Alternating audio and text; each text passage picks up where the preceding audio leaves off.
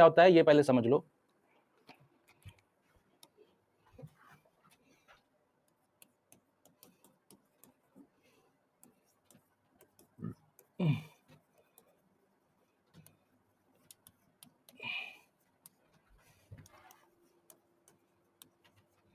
ठीक, तो एक मैं लिख दे रहा हूं फिक्स डिफेक्ट का, आरबीडी लिखते हैं सबसे बढ़िया।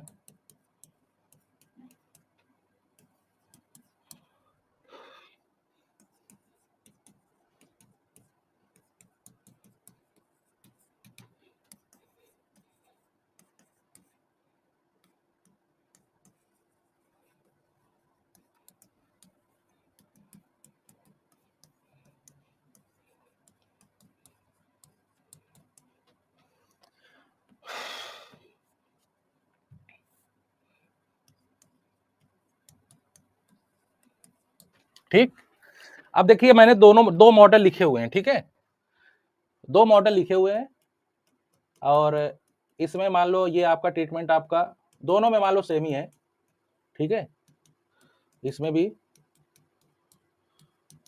अब ये रैंडम क्यों है और फिक्स्ड क्यों है, इसके पीछे कोई तो वजह होगा, है कि नहीं?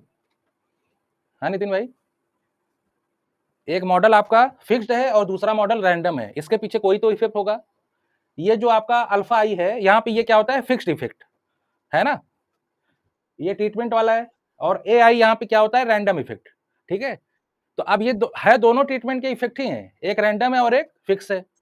तो भाई कुछ तो वजह होगी, है ना।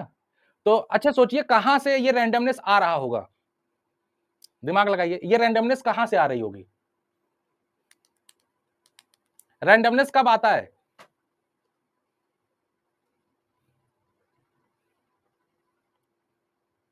थोड़ा एक्सप्लोर कीजिए, रैंडमनेस कब आती है, चीजें कब रैंडमनेस आ जाती है।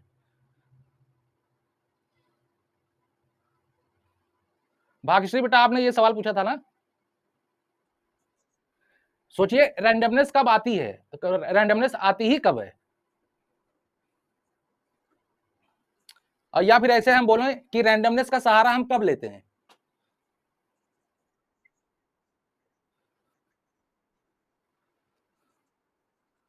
अनबायसनेस के लिए ना, लेकिन क्यों,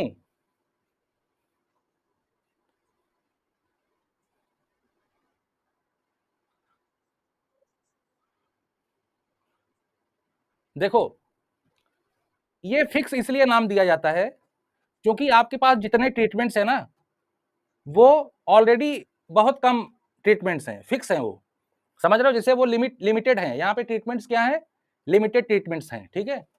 मैं यहाँ पे लिख दे रहा हूं,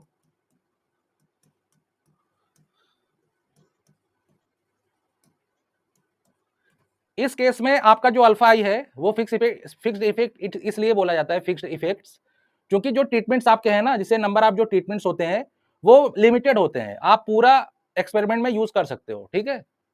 लेकिन अच्छा एक बात बताइए भाई, हम एक्सपेरिमेंट जब करेंगे तो हमारे पास रेस्ट्रिक्शन रहता है ना, किसका, जो एक्सपेरिमेंटल यूनिट्स होता है उसका हमारे पास रेस्ट्रिक्शन रहता है कि नहीं, नितिन भाई बताइए। भाई उसका रेस्ट्रिक्शन रहता है ना, या फिर अगर मेडिकल में अगर हम एक्सपेरिमेंट करेंगे तो पेशेंट का रिस्ट्रिक्शन रहेगा, जरूरी थोड़ी है कि आपके पास बहुत सारा ट्रीटमेंट है तो सभी आप इस्तेमाल कर सकते हो, ऐसा है क्या, आपके पास बहुत ट्रीटमेंट्स हैं तो क्या आप सारे यूज कर सकते हो, भाई आपके पास बाउंडेशन भी तो है, रिसोर्सेज उतना है ही नहीं।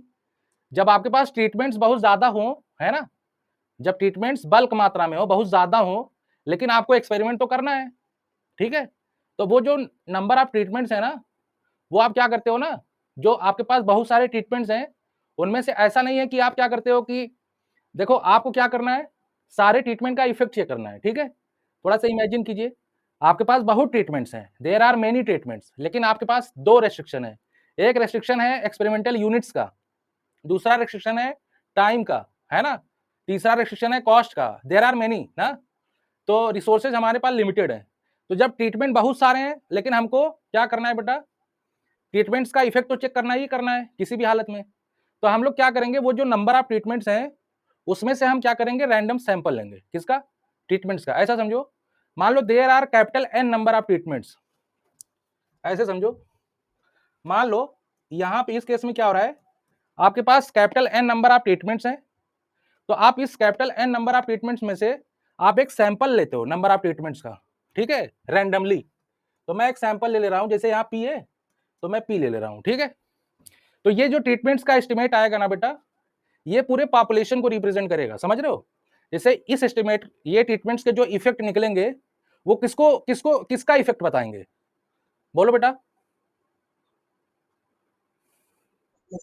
पूरे नंबर ऑफ ट्रीटमेंट्स का, जिनका आपने टेस्ट नहीं किया है, जिनका आपने यूज नहीं किया एक्सपेरिमेंट में, समझ पा रहे हैं मैं क्या बता रहा हूं। ऐसे समझिए। हाँ बोलो बेटा।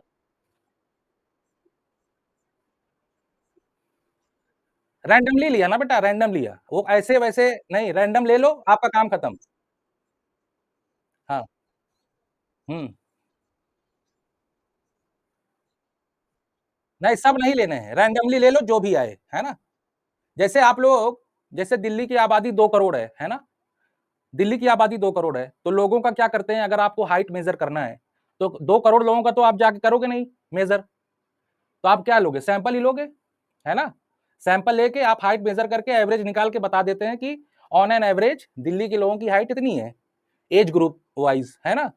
तो ऐसे इसमें जो ट्रीटमेंट्स हैं, नंबर ऑफ ट्रीटमेंट्स, तो उनका आप जब एस्टिमेट निकालोगे तो कैसे बताओगे, ऑन एन एवरेज इफेक्ट इसका ये है। फैक्टर तो ट्रीटमेंट ही है ना।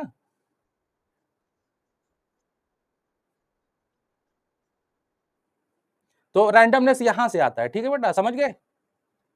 बताओ, फिक्स और रैंडम इफेक्ट मॉडल में डिफरेंस समझ में आया, बताओ बेटा, है ना।